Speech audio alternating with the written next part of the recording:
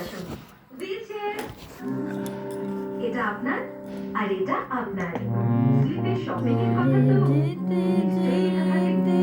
দিন বলে পেট পুজোর কথা স্লিপে থাকবে না। আধারে এটা হতে পারে শেষে ভোর হবে, হয়তো পাখির গানে গানে, আমরা আছি তো তবু আপনার কেন মন উদাস হলো, হয়তো বা সব আলো মুছে যাবে, হয়তো বা থাকবে না সাথে কেউ, ও